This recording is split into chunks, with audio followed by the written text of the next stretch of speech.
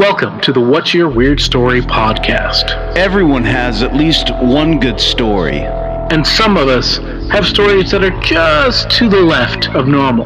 We're interested in the ones that push the boundaries of what we can perceive. Stories that defy explanations. Stories with an air of mystery. Stories we might not share for fear of being thought of differently. But don't worry, we're all friends here. So, what's your weird story?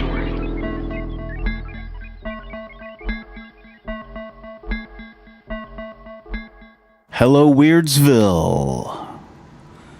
Hope everyone is well. I'm your host, Barry Johnston. With me, as always, Mr. Adam Beebe. How are you, sir? Hello, Barry. You have some weird pacing going on. I just wanted to point it out and make it awkward. Good. And everybody will laugh at you. So how's it going, man? Good. It's weird. Yeah, indeed. Thank you for that. I'm good. That weird introduction. Yeah. I'm good. I'm good. We're like in the dog days sort of summer at this point. I think I'm just like so over it. It's freaking insanely hot with high humidity. And I'm ready for it to be over. I'm ready for the fall weather. I love fall. I love the fall. Yeah. I love the seasons change, the cool weather. I like it a little nippy. You know, I feel like I come alive a little bit there in the fall. Yeah, when there's a crispness in the air. Yeah. You know, it's just a little bit of a chill, and you know, I mean, I love the fall, but I'm definitely a winter person because I like cold, man. Yeah. You know, that's just me. I'm a warm-blooded mammal. You know, I think most men don't mind the cold. You know, my wife can't stand it. I think most women aren't real big fans of the cold, but it doesn't bother me, man. I thrive in it. You know, it's not the heat's what kills me. Yeah. It just zaps the life out of me, man. You know, dude, me too, man. I'm not designed for the heat. I'm not designed for humidity. You know, and I mean, I guess part of it is because growing up and spending so much part of my early life there in Oklahoma, where we didn't really have much humidity, and the heat we had was dry heat, but we also had actual seasons. Yeah, you know, so we had winter and we had fall and we had summer and we had spring. And you know, spring was rainy, and it was you know, like it was a spring, you know. I mean, we're fortunate where we didn't have a whole hell of a lot of like crazy pollen, but you know, we did have tornadoes. So I guess, you know, one than the other. You got That's right. I personally, I have bad allergies, so I'll take tornadoes over to the pollen. It's just easier to deal with in the long. People are listening to you going, "What are you even talking about?" There's actually a tornado. There's a tornado warning yesterday, the day before yesterday here. Oh yeah. And well, that's all out. Yeah. So people that don't know, like our big tornado season is springtime. But now it's gotten to the point where really it could be almost any time of year. You know, it's kind of like hurricanes. Like it's almost twice a year now, you know, spring and fall. You know, tornadoes are just something as you're growing up, you're used to it. It's not a freaky thing. It's normal. It's the kind of thing where you might be playing baseball one day and you take a break because a tornado touches out in the field. So everybody goes off the field and waits it out, and then you go back out, and then you just keep playing. Get down in the dugout or somewhere that's you know, kind of covered up. Yeah. Concession stand or the bathrooms. Yeah, man. So do you remember when I was really little and I lived at the White House? Yeah. Which is not the actual, you know, Washington, D.C. White House, but it was what we called the White House in our hometown in Kingfisher. It was one of the few houses that had, you know, a second story, and you know, it had these big columns out front, so it was called the White House. I don't know if everybody called it that, but we called it that anyway. Do you remember how, you know, whenever a tornado would come up, that my dad would pick us all up and make us go get in that the green station wagon. Oh yeah, with the wood paneling, man. And we'd go down, and we drove down to the church, and we go down in the basement, and we'd wait out the tornado. Yeah, and he'd always have we had little model kits sometimes to build. Yeah, and we had like little special things to distract us while we were down there, right? And during the storm, and a lot of times, man, it was funner to just going down and doing that and hanging out there and spending time there than it was to be at home. And so it's kind of like a fun, special thing, What, man? And when you say that, that's so true, because out at my house, we lived out in the country. We lived to where we couldn't go to town. Really, you didn't have enough time to go to town. No. And so you'd have a basement. Well, nobody in the neighborhood except one house had a basement, which are the Combs, and they would let us come over and jump in their cellar. And I do remember that feeling of like, there's something about sharing an awful experience with friends and family that like brings you closer together, Oh, for sure. And there's something, it's like, because usually these storms would be at nighttime, and it's just kind of ominous and that whole thing, and it's just, I do remember that. You know what else I remember? I remember your dad spotting, it was we were at church, and your dad, there was I don't even know, I guess maybe a tornado siren or something that went off, and your dad went out to spot the tornado. Do you remember that during church? Well, my dad will always do that. No, I don't, not during church. I don't remember that. Yeah. It totally makes sense, because my dad, my dad was a science teacher, and, he loved everything with science, and before it was cool, by the way, before chasing tornadoes was cool. Oh yeah. Your dad would do that. Your dad would be out there spotting them, man. It was like, Now he didn't go go and chase them down, right? And we did that I want to say we did that maybe once. People ask you if when you tell them you're from Oklahoma, and they ask you about tornadoes, and then they ask you, do you ever go chasing them? And I think we did that once, and it was one of the dumbest things that we could have probably ever have done. Yeah. And because definitely they tell you specifically to stay away because they're incredibly dangerous and they're unpredictable. They can change their course relatively quickly. Yeah, and and the weather around them is really, really bad. And then you get into the calm spot, and that's not good when because the calm spot means that it's coming near you, it's coming close, and it's going to get all up in your face, and But when we were little, we Dad would keep us distracted, and we had a lot of fun doing that. And it's that's an example, Barry, of how a parent, in my mind, should present a potentially dangerous situation to their child. You're not lying to them, but being very little. We were still very early elementary school. Distract them, give them little things to do. Don't let them get scared. Don't let them get worried. Don't traumatize them. That is not what happens in today's story. Oh my God, it's 180 from degree. Our guest. Yeah, from our guest John. Yeah, and 180 degree difference. so yeah, you guys will you'll hear that it's wild. So yeah, so today we have from the beautiful plains of South Dakota, with the roaming of the bison and jackalope and various wildlife things there. I think, I don't know.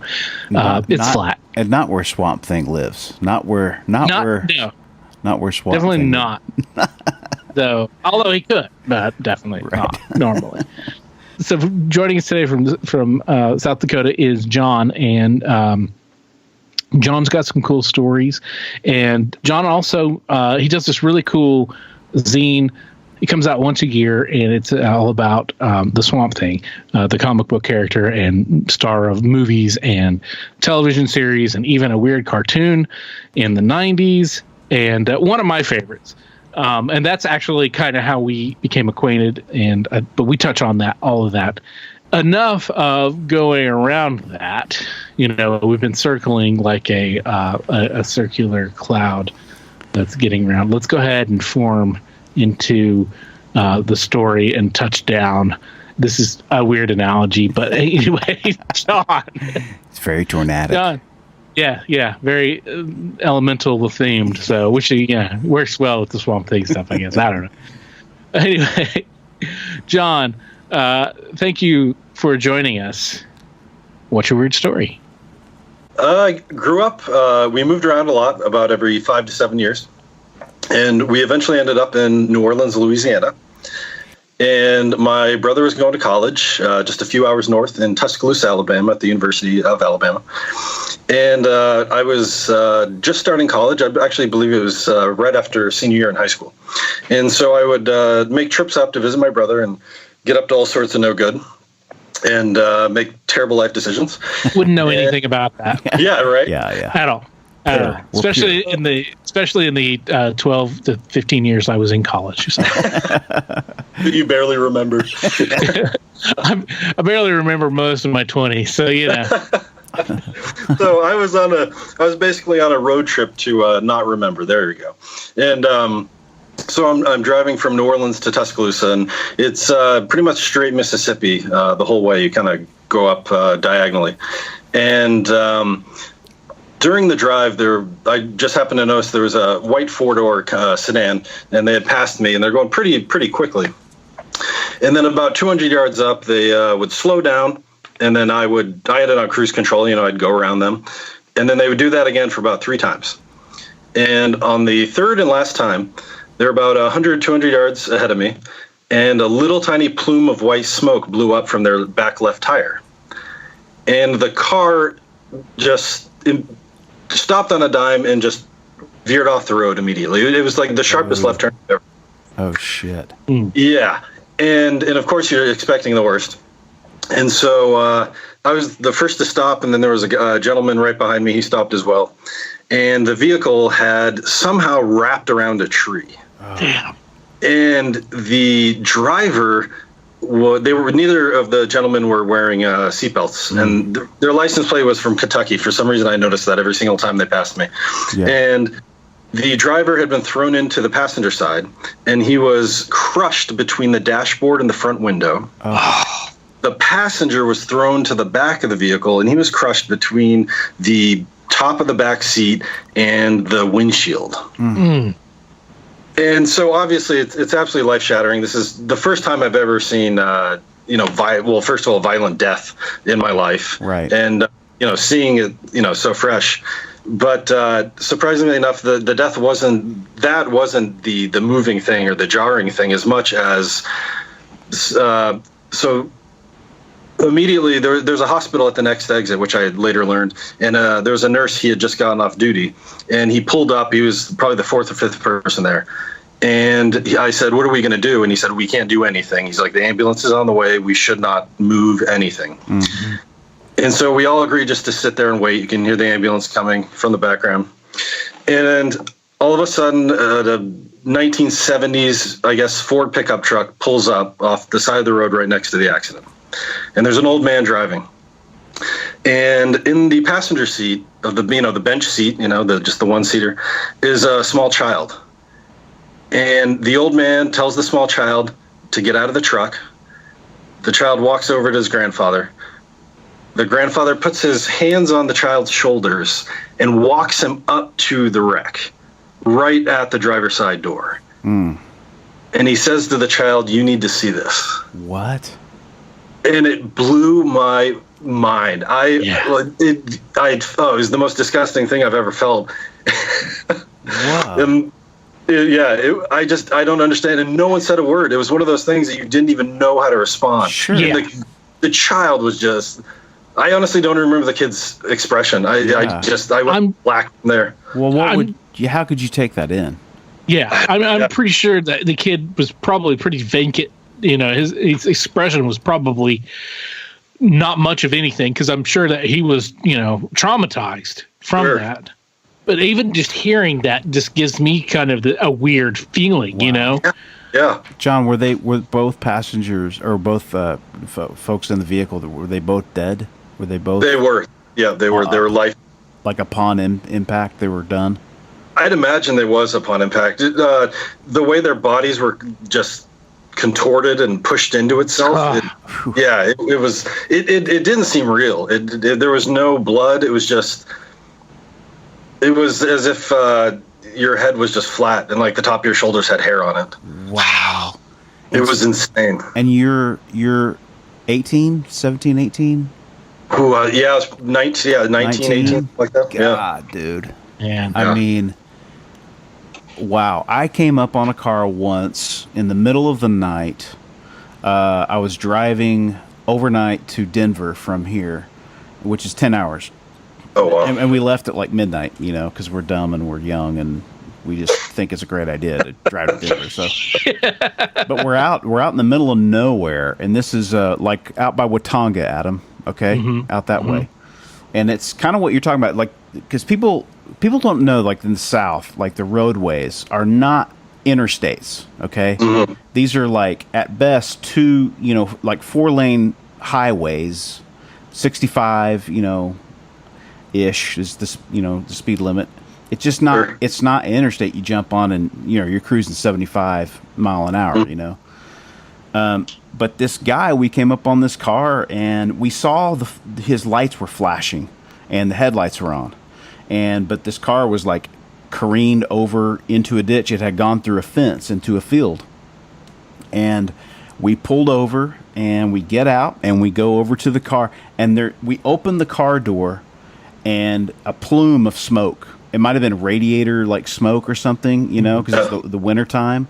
And this guy's just slumped over in his seat, you know, and there's blood all over him. And there's 3 of us, and we're all teenagers. I think we're 18 because we're seniors in high school. The spring is a spring break trip that we were taking, and this guy like. He like raises his head up enough and he's like, he starts, you know, moaning. Yeah. And we're like, oh my God, what the fuck are we going to do? We're not equipped for this, you know? So we didn't know what to do. So we shut his door and we go up to the road and we had a phone. I remember we had a cell phone. Somebody had a cell phone. And we called the cops, and we waited there, and the cops showed up, and we took off. I don't know what happened to the guy, but he looked like he was in bad shape, and it scared the hell out of us. Yeah. Jeez. So you being, I'm just trying to put myself in your position, you go, and this thing happens right in front of you. You watch the whole thing happen. That must have been just terrifying, dude. It really was. It was certainly, you know, obviously life-changing because you really put things into perspective. And in fact, I kept driving to see my brother. Right. And a weekend of just, you know, partying turned into me sleeping in his dorm room and just watching terrible TV. Wow. And add to the whole surreality of the wreck is the old man and the little kid. Yeah. You know, and I mean, I guess I'm trying to think, you know, to take in what maybe the old man was thinking. Absolutely. You know, and obviously, you know, he's an old man, so he's probably, you know, he was probably World War II generation, I would imagine, you know. And so he probably saw some shit, you know. He probably, you know, if he went over there, and even if he's like, you know, a farmer and just lived like that, you know, I mean, he's probably seen some stuff where, you know, but I mean, I guess he thought that, I mean, it was important. I mean, obviously he thought it was important enough that this kid needed to see that, you know, life is brutal, or, you know, life ends quickly, or something, or what, but I don't know. But man, that's just what drove him to do that. Hopefully that kid wasn't too fucked up from that experience. Right. I hope that not seeing the impact and not being there, like when it first happened, hopefully the kid didn't process exactly what was going on. Obviously, you know, new death was involved, but I would absolutely love to talk to that old man and just pick his brain, because he had to have seen some serious trauma Yeah. coming something. I thought I thought where you were going with it was he puts his hand on the kid's shoulders and then like starts praying or something. That's what I thought you were going to say. But I was not prepared for that. It felt very much like something out of Twin Peaks, like this old man, very nicely pressed flannel, tucked in jeans, big belt buckle, little kid right out of a Norman Rockwell painting. It was so bizarre. Wow. Damn. Yeah, I'm sure, like, how do you process that? Yeah. As a kid. Golly, man. Crazy. So, Johnny, what did you and Grandpa get up to today? Right. Well, Grandpa showed me death. So, yeah. Again? Carnage. Yeah. Right. I mean, I guess one redeeming factor about it is that there probably wasn't a lot of gore from what you described. Yeah. Because, man, if there was gore, that really, a lot of blood and stuff, that really would have probably messed that kid up even more. Did you ever see that movie Color of Night? It was Bruce Willis, and it probably came out in around, I think it was 94. And it was a erotic psychological thriller. Yes, I have seen that. Yes. Yeah, that movie messed me up. Yeah. Where Just seeing that everyone because dies. yeah, well, because like he had one of his patients like jumped out of a window of a skyscraper, and it messed. Bruce Willis was a psychologist, and it messed him up because he couldn't see red anymore. He only saw because he saw the guy's blood, and it traumatized him. That's right. And so everything that was blood was just like gray, and he ends up sleeping with one of his patients, who's this hot girl, and who has two brothers, a younger brother Ricky and an older brother. And it turns out that, and spoiler for a 25-year-old movie, it turns out that there is no little brother, but the older brother, the little brother had died long time ago, and the older brother made the girl dress up and be the little brother. So she had these split personalities, because and the little brother was like part of a group session that he kind of was, that Bruce Willis was either part of or kind of like directed or whatever. And then the girl would come around and then whenever you realize that the girl is the boy and the girl are the same, is, oh man, it's just messed up. Yeah. It's just really messed up. But there's blood but he doesn't realize it's blood, and you don't see it as blood because they took the color out and they made it gray, right? Yeah. And then all of a sudden it starts turning red, and you realize it's this horror show. And man, I wanted to go into psychology, and I was going to do a double major, psychology and art, right? Because everybody wanted to double major into psychology and something, And I was going to double major in psychology and art, and I saw that movie probably like the second week of college, and I was like, that is it. I am done with psychology. I do not need to be meeting people who are that messed up. Sounds like it sounds eerily similar to Sleepaway Camp. Yeah. Well, not as traumatic as that movie, which I saw as an adult, and that still freaked me out. And if you haven't seen Sleepaway Camp, oh, for sure, it's got to be on your list. I'm sure you have.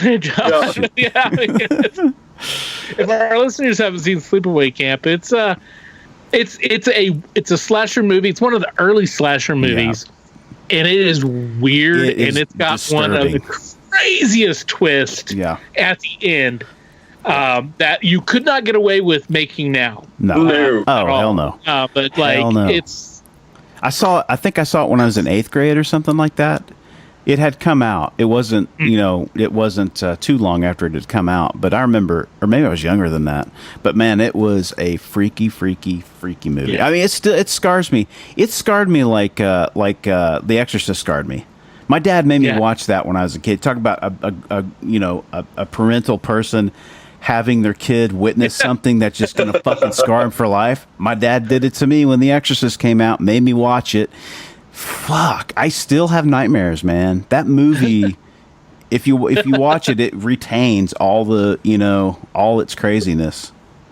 I'm so proud of my parents allowing my brother and I to see all of the Friday the 13th movies, Yes. all of the Halloween movies. Yep. I think before I was even 6 years old. Yeah. Like, we just knew what that stuff was. Yeah. And now I don't think kids see that stuff anymore. It's bananas. No.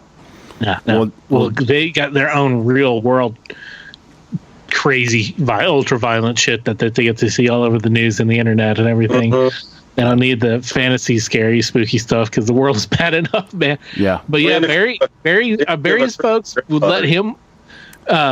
Barry's folks would let him watch all the slasher movies and all that stuff. My dad would not let us watch it. He wouldn't let me watch it.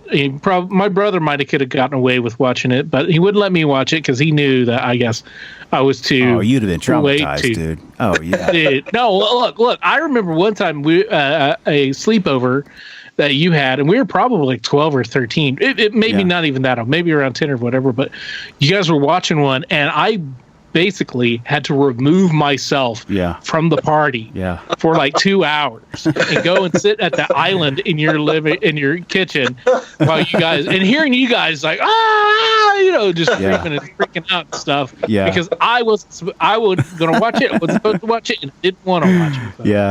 Yeah, that's funny. So what did you do instead? What's that? Hung out by himself.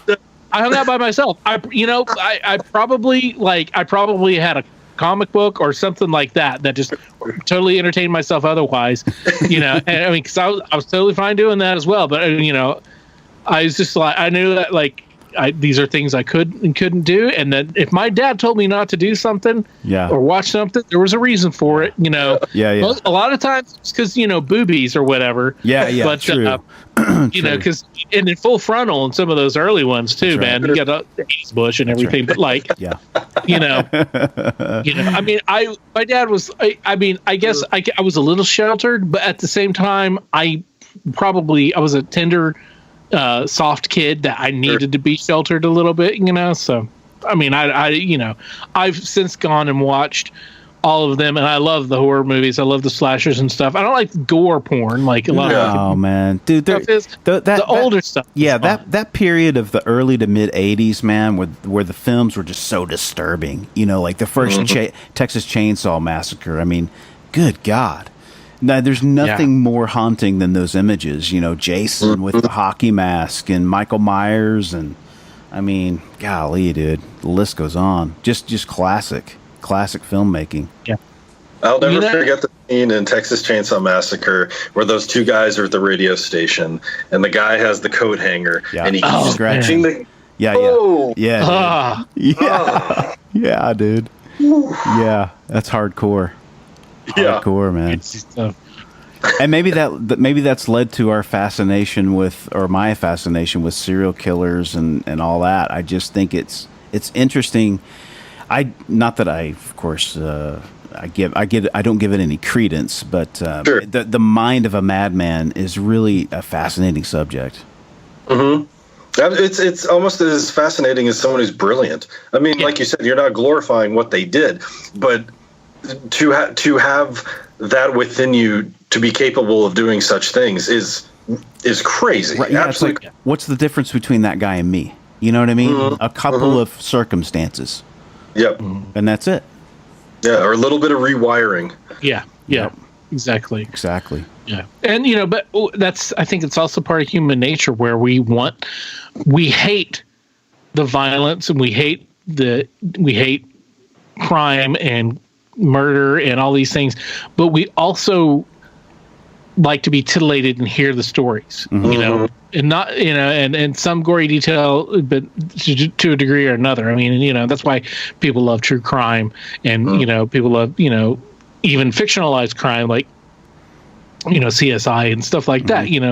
We like hearing that stuff, and even, like the slasher films, we like seeing that kind of things, but we know it's not real. It's escapism of a kind, of a sort, but, you can also take it.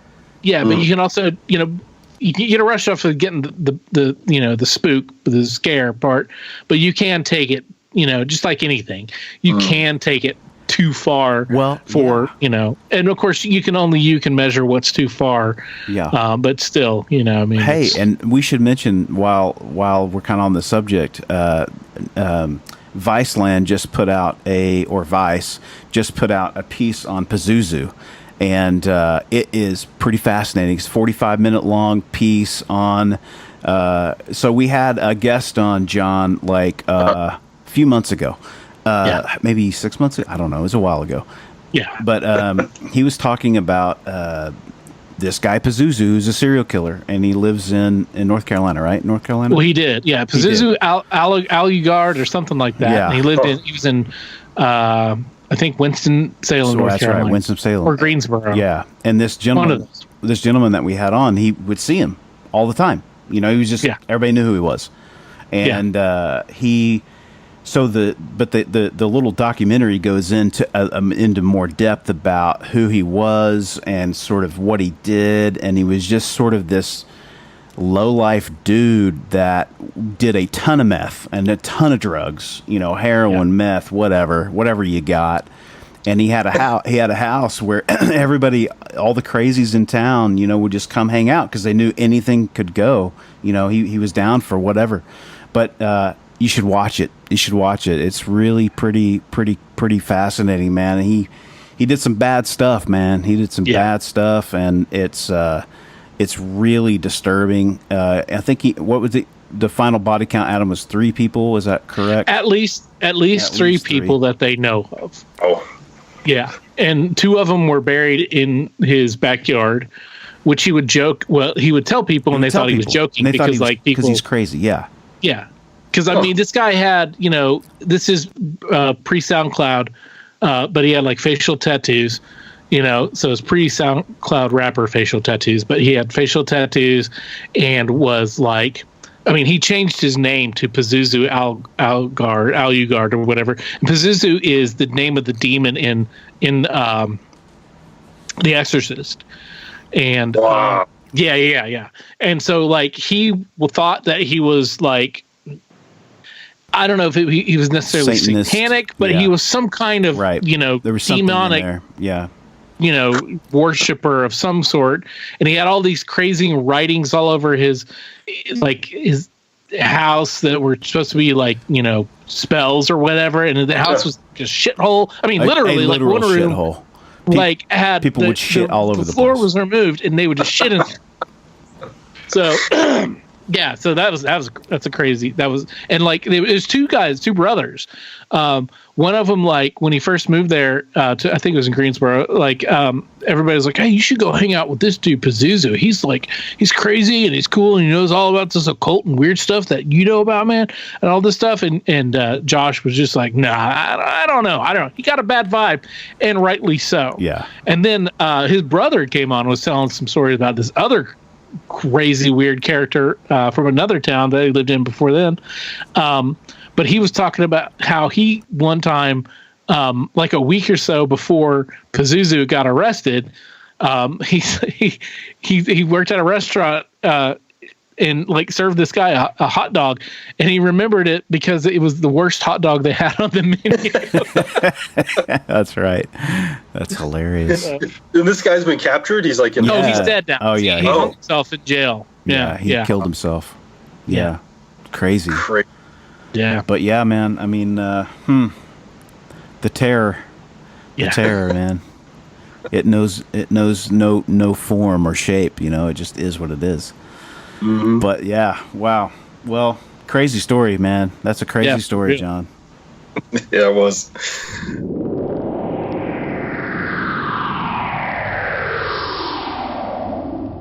Sunday, October. Oh shit!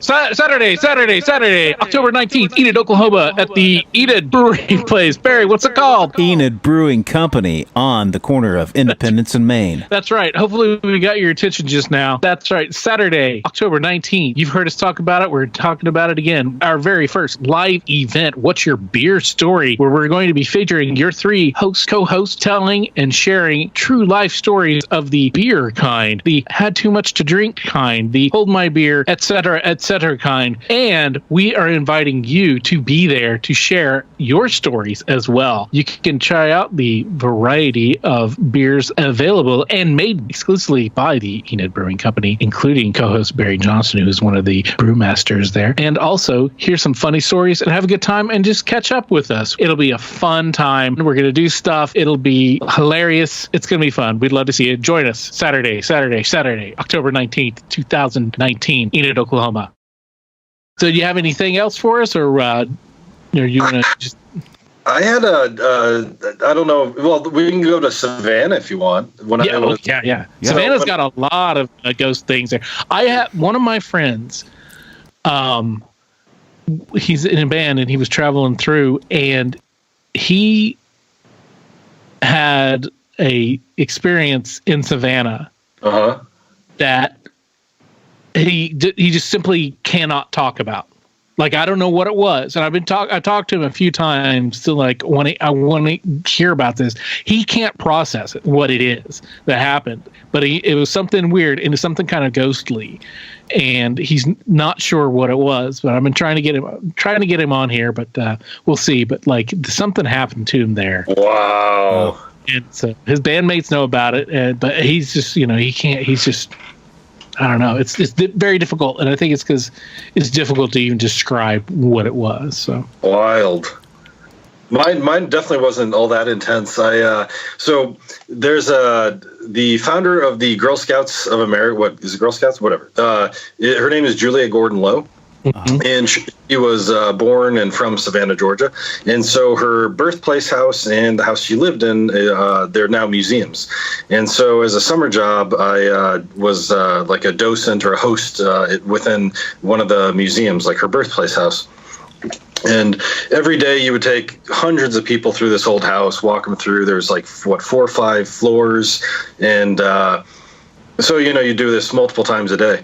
And this one afternoon, I finished the tour, and it's routine to show everyone down the stairs. You ended on the top floor, and you show everyone down the stairs, and you stay on that top floor, and then you make your rounds in every single room to make sure no one stayed behind, nothing was stolen, yada, yada. Yeah. So I'm on the top floor, and you have to make sure that everyone goes all the way down, and you hear the door, people go through the door. So that happened, and I'm walking around on the top floor, and I hear my name called. And so I go to the top of the stairs, and I yell down, what do you want, or what do you need, and no one responded. So I finish the floor, and I hear my name again, and I yell yet again, and I say, what do you want? And because I thought they needed something downstairs, and no one responded. And I hear my name one more time. And at that point, I'm kind of annoyed because I feel like someone's messing with me. Mm-hmm. So I finish my rounds on all the floors, and I get down to the basement. And the only person I was working with that day was this little old woman, and she was outside taking the garbage out. And it also didn't sound like her, but I thought someone was there. So I don't know. I can't. I don't know. I don't not believe in ghosts, but I just haven't had visual experiences, and I'm kind of that way. Yeah. But it certainly was an auditory thing, and no one was in that house to call my name, or nor would they have known my name. Wow, dude, I got a little bit of the goosebumps there, man. We've heard a lot of people that have had these, ghostly kind of encounters. I haven't had any myself. Yeah. And I don't necessarily want to have any myself, but I like hearing about them, But we've had people tell us about it, and they've heard that hearing your name called is definitely one thing, that it keeps coming up, and it's not necessarily very much of a good thing, right? But so that is creepy. Oh, that's creepy. That is, man. There's, the disembodied voice is pretty creepy. Hearing your own name, I think, would be the weird thing, because you hear people say too that you hear other people's names, or whatever. You hear something, but I don't know. I don't know how I'd react to that. That is, well, and the Savannah too there's so much history there. It's such an old town. How old of a city is that? Do you know? I'm so bad with the numbers. I couldn't even say, but it certainly was an old colony. Yeah, it would have to be one of the first sort of early colonies, and I would imagine that the Europeans came and set shop up in. A lot of that is just years and years and years of of history compacting on top of itself. And well, you know, I'm like you, man. It's like I want to believe that. I want to believe that there was a ghost or there was something cool that happened, but like until you see it and have hard concrete evidence. You know, I was telling the story before about we went to the Stanley Hotel, which is in Colorado in Estes Park, where Stephen King wrote The Shining. And, Absolutely. Yeah, and so we went and we did the ghost tour. My wife is a ghost junkie, dude. You know, Nice. She's such a scaredy cat, but she talks a big game. So we did the tour, and it was us and a couple of more people, and it was daytime, you know, so it wasn't so spooky. But the tour guy was telling us the stories that happened to Stephen King when he was there. Well, it's the presidential suite is the suite that he rented out for the winter, because all that in the book is true, man. That town shuts down. There's, you know, one way to get in and one way to get out. And about October, see ya, you know. So yeah, he stayed there, and there was a ghost in there, and it would, you know, make his bed or sometimes, you know, trash things or like unfold his clothes, or sometimes it would fold his clothes. Weird shit like that, man. Like I want to see some of that, but I don't know. I don't know if I'd really want to see it, you know? No, You know? no. Yeah, I want nothing to do with it. I want to hear all about it, but I want nothing to do with And it. supposedly there's like kids' voices and stuff, because like the Stanley Hotel, it's a pretty cool story. It was started by the guy that had Stanley Steamer. Had one of the first, you know, Stanley Steamer, the car, steam powered car. And he moved out there from Massachusetts because he had a really bad tuberculosis problem, and so they used to prescribe mountain air, you know. Sure. So he moved out there and ended up, you know, building this hotel basically for his friends and family to come out and see him, because they get so lonely, you know, he and his wife. And so part of the hotel was dedicated to the kids. Like all the families would come, and then all the kids and their nannies would stay, you know, on like certain floor numbers, you know. And so on those floors, supposedly, you know, there's a lot of activity. There's like, you know, tugging on pants and, you know what I mean, little kid stuff. Pranks. Holy. But yeah, man. that's cool. And so back to Savannah, man. Yeah.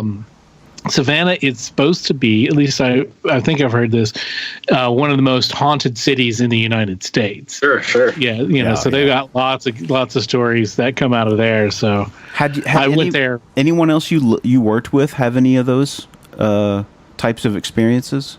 Yeah, so there was one time. There's a lot of my friends have said they've seen stuff. One time we were on a haunted pub crawl, and we were down on Bay Street, and what is it? Oh shoot, I think it's like Savannah Blues or something. It's just a big like pub and brewery and stuff. And they were doing construction, and they took us to, it was like the second floor where they kept all the grains and stuff like that for brewing. And my friend's wife looked up in the rafters and bolted down the stairs. And we had to run after her to stop her on the street to find out what the hell she was doing. We thought she was mad or like, you know, having some sort of angry, she was upset about something. Well, and she was, but she said, when she was looking around the room, she looked up, and on the wooden rafters, she said she saw two little legs just dangling. And she didn't even say anything. She didn't make a noise. She just bolted. Whoa, man.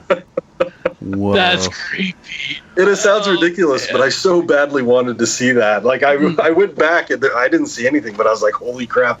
Wow. That would be some experience.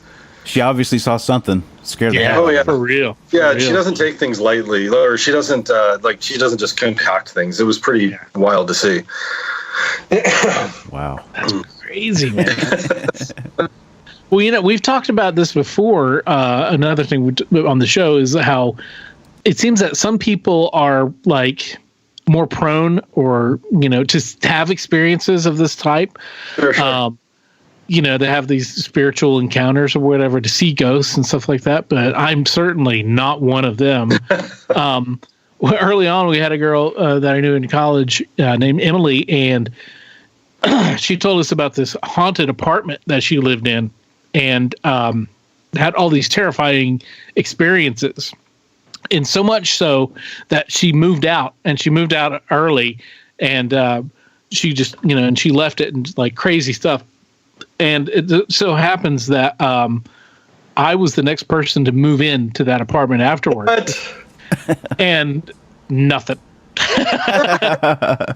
Now, I also at this point in time lived very close to, I was like 2 blocks from downtown, right? To where, and I was in college, and this is where all the bars were. So I certainly saw a lot of spirits downtown, but nothing at my Oh, that's funny. Yeah, there was a lot of drinking going on there. Yeah. If the ghosts were trying to get in touch, they were knocking at the wrong time.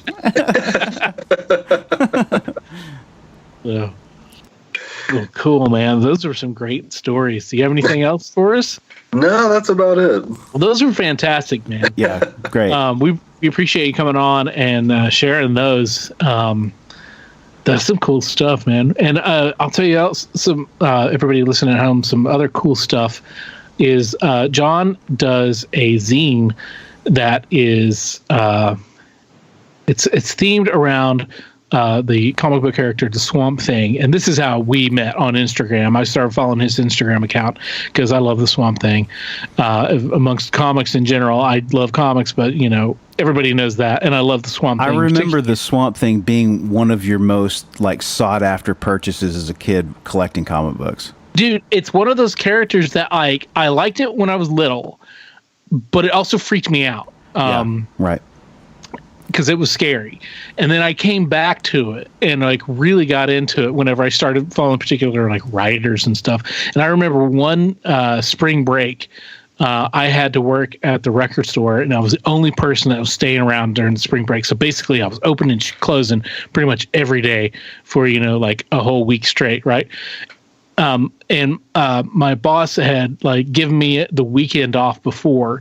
And so what I did is I went to the local comic shop, and then I went and found a couple other comic shops, and I put together a cheap run of this Alan Moore arc, which is a really lengthy arc on Swamp Thing, and arguably the best arc of stuff, and great, incredible comics in general. But I was set, so I'm there during spring break in a college town at a record store. So basically nobody's coming in because it's dead. The town's dead. So I was getting paid to read Swamp Thing comics, and I read every single thing during that break, and man, great stuff.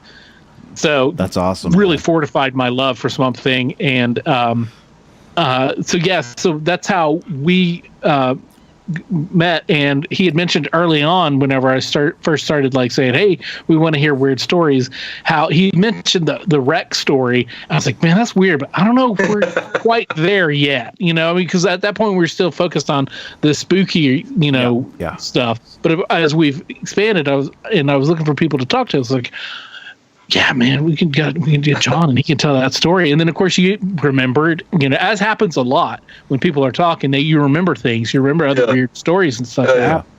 And so you had that, and that was really cool too, man. So, but anyway, that was a long-winded introduction to where I wanted to say, you've got this collection of all this Swamp Thing paraphernalia and memorabilia, and you put out this zine. And so, tell us everybody about your works there. Yeah, sure thing. It's a 60+ page, basically book made up of art and articles by Swamp Thing fans from around the world.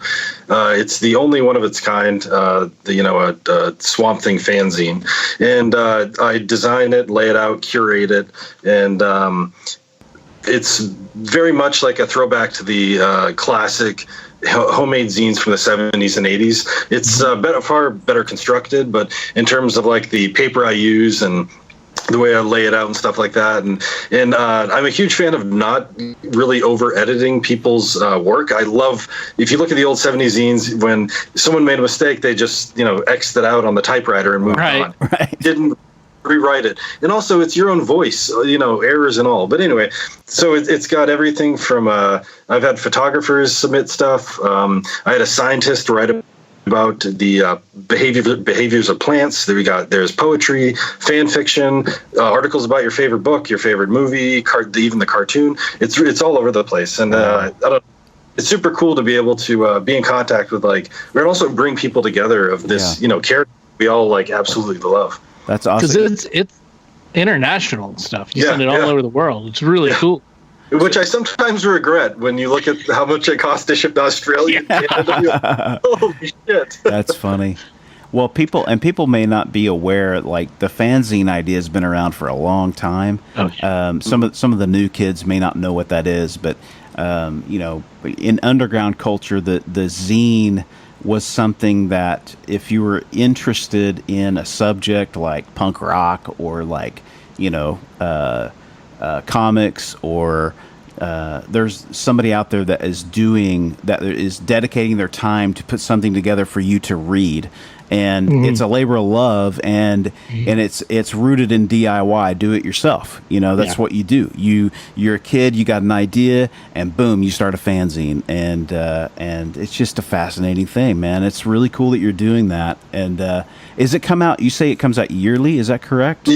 Yeah, just once a year. Usually I get around to it by the end of the year, around November, December. Cool. And this year, issue 4 is going to go to the printer. It'll probably be the end of November sometime. Gotcha. So you're right in the middle of it. You're in work mode. Yeah, the deadline for all submissions, and people are listening to this, you can still submit. The deadline is, it's going to be September 1st, but there's always late stragglers. There's always someone finishing their piece and stuff. So even if it's after September 1st, feel free to hit me up at hollandfileszine at gmail.com. You can also follow on Instagram, and that is Roots of the Swamp Thing. There you go. Yep. And I'm gonna try to crank out a couple of pieces Awesome. to submit for this or a future episode, or not episode, but installment of the magazine. Yes. So, because it'll be really cool and just a lot of fun. And I just got to figure out what I want to do. Oh, and I also encourage Swamp Thing fans to check out my website. It's rootsoftheswampthing.com, and on there I've chronicled every single Swamp Thing appearance. There's a ton of advertisements, whether it be in comics or publications, different articles, but basically it's the definitive source for any Swamp Thing appearance or collectible. That is awesome, man. It's really cool. It's all he did this really cool scan of his collection room for me, and so I got to briefly see the in motion all the stuff that he's got. He's got some basically, if it's Swamp Thing, and it's especially if it's domestic, it's North America. If it's Swamp Thing, he's got it probably. Yeah. I would imagine. So that's fantastic. a lot of cool stuff, a lot of rare weird stuff too. But it's really cool, like the Swamp Thing chalk figure things. It's so wild, bizarre, but that's cool stuff. So and if you guys, if you don't read comics and you're interested in something to pick up, I would definitely recommend, if you like gothic horror, I would definitely pick up some Swamp Thing, because start with the Alan Moore stuff and go from there, because it's really cool and it's really unusual and it's dark and it's for grown-ups. So be aware of that as well. So cool. Awesome, man. Well, thanks again. We'll make sure to include all the links and everything to access the zine and everything. And thanks for sharing all your stories. And that was a lot of fun, man. Yeah, I can't thank you guys enough. This has been awesome. Yeah, thanks, man. Yeah, and come back. Yeah, definitely. Go out, have some weird experiences, and come back. Yes. Yeah. Tell your friends, send them our way. We got open door policy pretty much, So, I mean, so yeah, we tell everybody that every week, check us out. So awesome. Well, thanks again, man. And have a good evening out there in the beautiful plains of South. All right, guys. I'll talk to you later. All right. Take care, man. Hey, that's a nice t-shirt you got on there. Oh, thanks, dude. It's brand new. Do you like that? It's one of the official What's Your Weird Story t-shirts. Where'd you get that? It's funny that you ask. I just got it off the brand new Spreadshirt.com site for the What's Your Weird Story podcast. There's no www. You just go straight to shop.spreadshirt.com/what's without the apostrophe WHATS hyphen YER-WEIRD-STORY, and that'll take you right there. I mean, you can never own enough clothing. Well, it's true, Barry. There's t-shirts for the ladies because, you know, they're cut differently. There's hoodies, which are really cool. There's 2 different kinds of hoodies, and there's also tote bags, so you can tote your stuff. That's so cool, man. So if you guys go out to spreadshirt.com, What's Your Weird Story? Currently, there are 2 designs, but there will be more going up very soon. So just keep your eyes out for that. And if you decide to get one of their shirts, tag yourself on Instagram to ours or Facebook. Show your love. Show us what you got. Let's see your true colors. Well, man, I have been fairly fortunate to never have to come upon a really bloody accident like that. And as an adult or as a child, and even accidents I've been in have never been bad and bloody like that. So I count myself fortunate. Yeah. I don't know how I would cope, but I certainly, you know, I certainly wouldn't bring a child up to it and look. And I mean, I guess I kind of understand maybe an aspect of what he was thinking, but ultimately, man, that's got to traumatize that kid. Yeah, it's a separation of generations, you know. It's like like we were talking about before, you know, older gentleman, you know, his perception on the world is based around some things that a child doesn't need to know about. Mm-hmm. But who knows? That's just not where I thought that story was going, man. I really didn't. I did not see that coming. That was crazy, and I often think about that too, you know, because I've seen bad wrecks. I've been fortunate enough to be there after the fact. I've seen some bad stuff. You know, of course, you see it on YouTube. You watch these videos of these crazy wrecks, and you know, you wonder how you would respond to something like that. And you know, I always think about that too when people are driving like crazy and they're just being super erratic. You know, your first thought is, God, I wish karma would get them, but not. You know, I don't know if you'd want that to happen to them. You know, it's like pretty crazy. So I don't know. It's a good story, man. Good story. Yeah, and then you know, his going to that was the brewery or the place with his friends, you know, and the girl seeing the feet dangling and just kicking off on. Oh, dude. Yeah, that's freaky. That is scary, dude. That's freaky. And something about like Savannah also, you know, the setting is just kind of disturbing. That place has so much history. I've been there and have only spent a couple of days there, but my time there was really enjoyable, and great food, great people, but a lot of history, there's an underbelly. You sort of feel that thing, you know. It's cool, man. It's a really, really cool town. So that's good.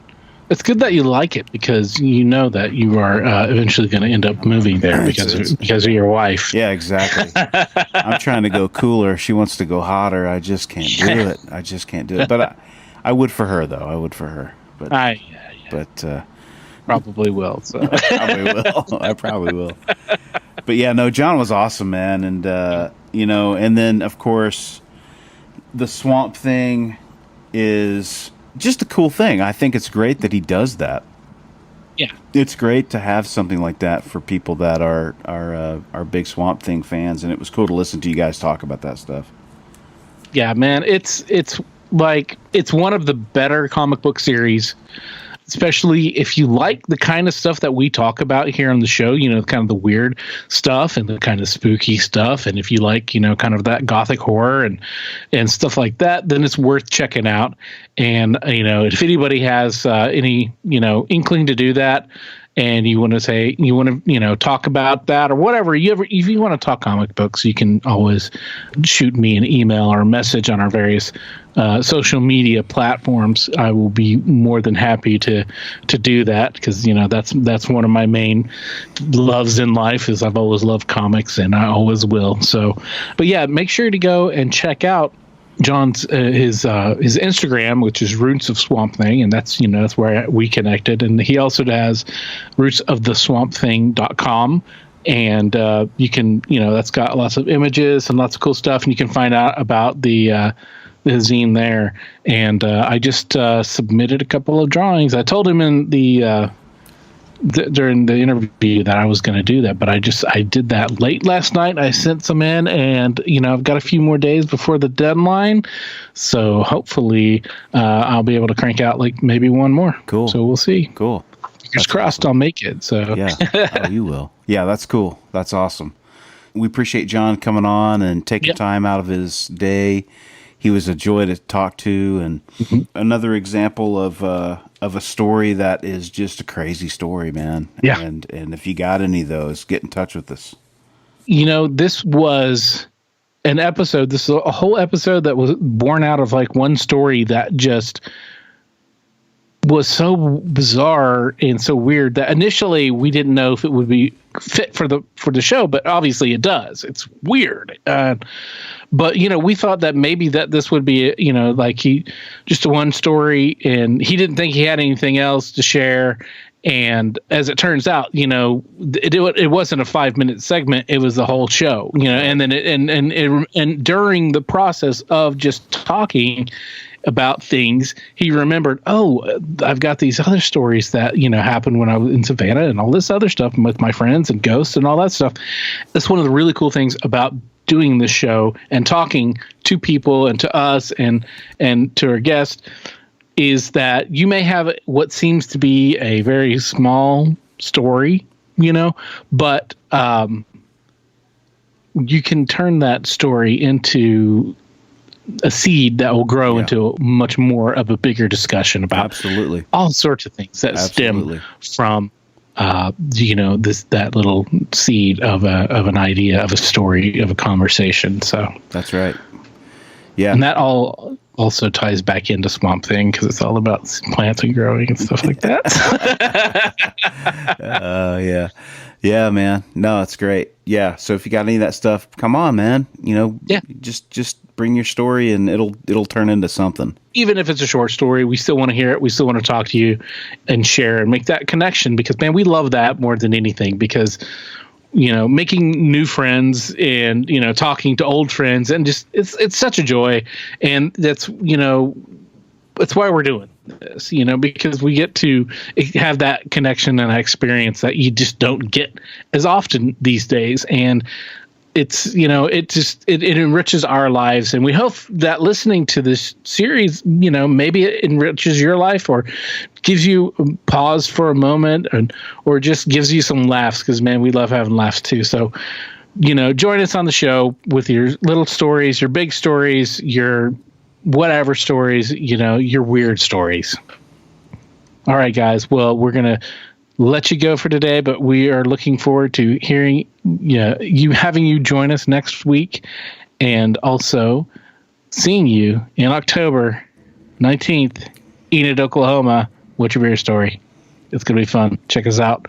Look for the Facebook page for more information, or you can email us at whatsyourweirdemail@gmail.com, or you can, follow us on Facebook or Instagram or Twitter or whatever you like. We can do it. We're everywhere, man. All right. Well, thanks for listening, everybody. Have a good week. Be safe. Be weird. As always, if you have a weird story, we want to hear it. If you have a lot of them, We want to hear them all. We can't do this podcast without your invaluable contributions. Whether it's sharing your stories, Listening, rating, and spreading the word about the podcast. Thanks for listening. Till next time, be safe. Be weird.